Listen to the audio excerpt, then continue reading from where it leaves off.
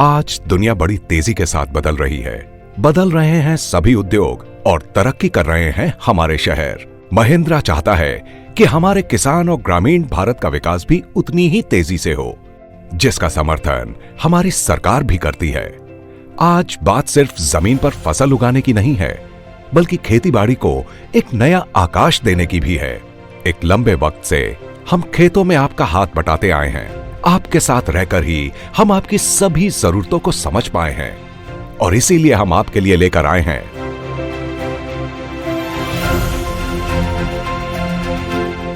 तकनीक और सेवाओं का एक ऐसा अनूठा संगम, जिसमें है विज्ञान, यंत्र और डिजिटल तंत्र। इन तीनों की शक्ति। विज्ञान देगा संपूर्ण ज्ञान, यानी विशेषज्ञों से सीधी बात करने की सुविधा से लेकर सही उर्वरकों की जानकारी के लिए हम आपकी सेवा में रहेंगे। यंत्र बनाएंगे खेत पर सभी काम लाभदायक और आसान। तो खेतों में नए यंत्र चलाने हो या सूक्ष्मता से कीटनाशक का छिड़काव करना हो, हम आपकी सेवा में रहेंगे और डिजिटल तंत्र देंगे आपको एक नए स्तर की समझदारी। सेंसर से होगी मिट्टी की सही पहचान। सैटेलाइट, ड्रोन और ट्रैक्टर के ऊपर लगे कैमरा देंगे फसल की सही हालत का ज्ञान। बुआई से लेकर कटाई तक की आपकी हर जरूरत के समाधान के लिए हम आपकी सेवा में रहेंगे। महिंद्रा से जुड़ा हर किसान एक चैंपियन है, जिसे विज्ञान, यंत्र और डिजिटल तंत्र का ये अनोखा संगम और भी मजबूत बनाएगा और हर चैंपियन अपने सपनों को साकार कर पाएगा। माटी भरेगी एक नई उड़ान, जब साथ आएंगे महिंद्रा और हमारे किसान।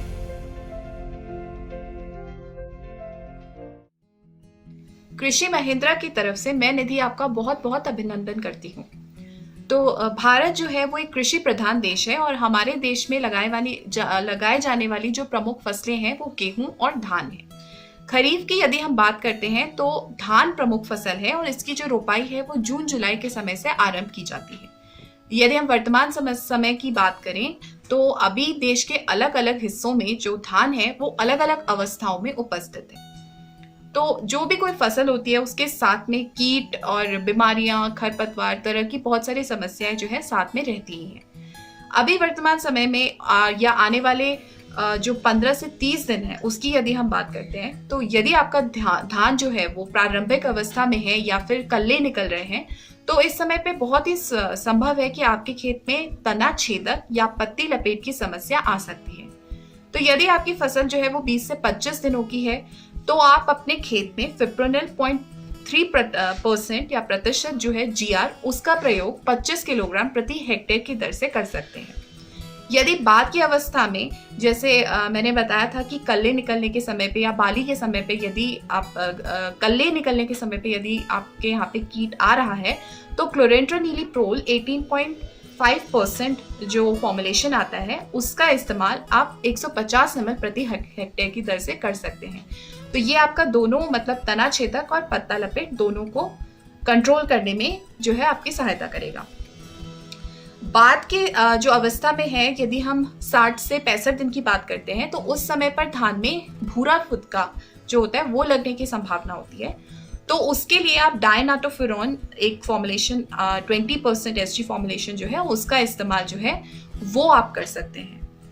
तो अगर अब हम यदि बात करें जो धान में आने वाली बीमारियां होती हैं या किस किस चीज़ का प्रकोप हो सकता है, तो अगर आपके खेत में शीट ब्लाइट आई है या आ सकती है, क्योंकि जैसा कि अभी हम बात कर रहे हैं कि जो समस्या या तो अभी आपके खेत में है या आने वाले समय में आ सकती है। तो शीट ब्लाइट बहुत ही कॉमन समस्या है जो कि जनरली देखी जाती है।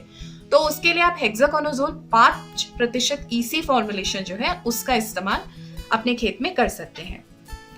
इसके अलावा अगर आपके खेत में ब्लास्ट की समस्या है जो कि शुरुआती अवस्था से लेके जो पत्ती से हमें दिखाई देता है और बाद की अवस्थाओं में नेक में, कॉलर में, अलग अलग जगहों पे दिखाई देता है, तो उसके लिए आप आइसोप्रोथ्योलिन 40% EC का प्रयोग जो है वो 750 ml प्रति हेक्टेयर दर के हिसाब से कर सकते हैं। यदि खेत में हमें BLB मतलब बैक्टीरियल लीफ ब्लाइट की समस्या दिख रही है या आने वाले समय में अगर आपको इस तरह की कोई समस्या दिखे तो कॉपर ऑक्सीक्लोराइड 50% WP 2 ग्राम प्रति लीटर पानी के साथ में स्ट्रेप्टोसाइक्लिन 0.1 ग्राम प्रति लीटर पानी का जो घोल है वो बना के और आप अपने खेतों में इस्तेमाल कर सकते हैं। बाद की अवस्था में जब बाली बन जाती हैं और जो है काफ़ी बड़ी फसल हो जाती है हमारी, तो उस समय पे कभी कभी फॉल्स मट नामक एक बीमारी आती है। तो जहाँ पर इस अवस्था में अभी हमारी जो फसलें हैं, तो जिसे हम हल्दी गार्ड भी बोलते हैं, इस तरह की अगर आपको समस्या दिखाई दे रही है तो प्रोपिकोनाजोल 20% ईसी का जो फॉर्मुलेशन है वो आप 500 ml प्रति हेक्टेयर की दर से इस्तेमाल कर सकते हैं। तो आपको काफ़ी फायदा मिलेगा और जो आपकी खेत में बीमारी आई है उसको अच्छे से हम कंट्रोल कर पाएंगे।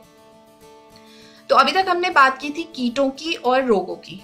तो फसल में खरपतवार की भी काफ़ी समस्या रहती है। तो जिन जगहों पे अभी भी फसल जो है वो छोटी है या 20 से 25 या 30 दिन की अवस्था में है, तो वहां पर पोस्ट इमर्जेंस हर्बिसाइड जो है उसमें आप बिस्पायरिबाक सोडियम 10% SC जो आता है उसका आप प्रयोग कर सकते हैं और ये आप लगभग 250 ml प्रति हेक्टेयर की दर से इसका प्रयोग कर सकते हैं। तो इन सभी चीज़ों का ध्यान रखते हुए अपने पौधों को जो है पोषण का काफ़ी ध्यान रखें और साथ ही पूरी निगरानी बनाए रखें। और अगर कोई भी समस्या दिखे तो अपने अधिकतम जो भी कृषि प्रतिनिधि है या कोई भी केवीके है उसमें आप संपर्क करके जो भी अगर उसका सॉल्यूशन है वो ले सकते हैं। धन्यवाद। नमस्कार, मेरा नाम आशीष गणपुले, महिंद्रा कृषि सेंटर ऑफ एक्सलेंस एग्रोनॉमी। सभी किसान भाइयों को नमस्कार। आज हम कपास की फसल में अगले 10-15 दिनों में जो भी कार्य करने हैं उसके बारे में चर्चा करेंगे। पिछले 10-12 दिनों से जो बारिश हुए उस बारिश के कारण कपास में जो भी संभावित कीट एवं रोग आने की समस्या आ सकती है उसके बारे में हम चर्चा करेंगे। कपास में अभी आगे आने वाले दिनों में रस चूसन करने वाले जो कीट है जैसे कि जसीड्स है, व्हाइट फ्लाई है, इसके इंसिडेंस होने की संभावना है। इसके नियंत्रण के लिए आप अपने खेत में जो भी सिफारिशित दवाइयाँ हैं जैसे कि बिप्रोफेजिन है या डाइफेनथुरान है या कोई भी अंतरप्रवाही कीटनाशक जैसे थाइमेथोक्सोम है या इमिडाक्लोप्रिड है, इसमें से किसी भी एक दवा का छिड़काव अपने खेत में इस कीट के इंसिडेंस के अनुसार कर सकते हैं। इसी के साथ अभी पिंक बोलवर्म जो है उसको ये कीट के आने की भी संभावना आपके खेत में है। तो इसके नियंत्रण के लिए अपने खेत में अगर आपकी कपास फ्लावरिंग स्टेज में है तो फ्लावरिंग स्टेज में अगर इनिशियल फ्लावरिंग है तो जो रोजेट फ्लावर जिसको बोलते हैं, मतलब गुलाब की कली जैसी अगर फ्लावर दिख रही है तो ये लक्षण है कि उसमें पिंक बोलवर्म का प्रकोप है। अगर आपने उसमें फेरोमोन ट्रैप्स लगाए हैं तो फेरोमोन ट्रैप्स में अगर 24 घंटे में उसमें 8 एडल्ट आ रहे हैं पिंक बोलवर्म के, तो वहाँ उसका प्रकोप जो है वो आर्थिक स्तर के ऊपर आ गया है। तो इसके लिए आपको दवा का छिड़काव करना जरूरी है। पिंक बोलवर्म के लिए प्रोफेनोफास 2 मिली प्रति लीटर इस मात्रा से अगर आप छिड़काव करेंगे तो इस अवस्था में आप इस कीट का प्रबंधन आपके क्षेत्र में कर सकते हैं।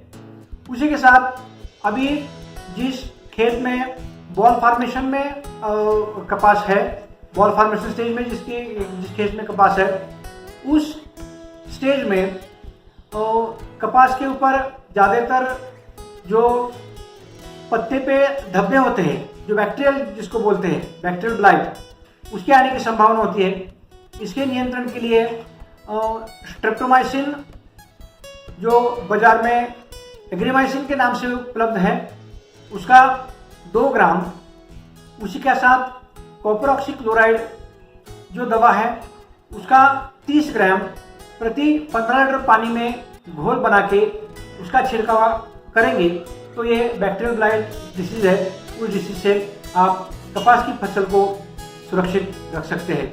तो किसान भाइयों, आने वाले दिनों में आपके खेत में जो रस्ट चूषण करने वाली कीट है या पिंक बोलवर्म है या ये बैक्टीरियल ब्लाइट है, इसका पूरी सावधानी से ध्यान रखें और जो भी अभी दवाइयाँ हमने सिफारिश की है उसका उपयोग करें, ताकि आपके खेत में इस कीट एवं रोग से कम नुकसान हो। धन्यवाद।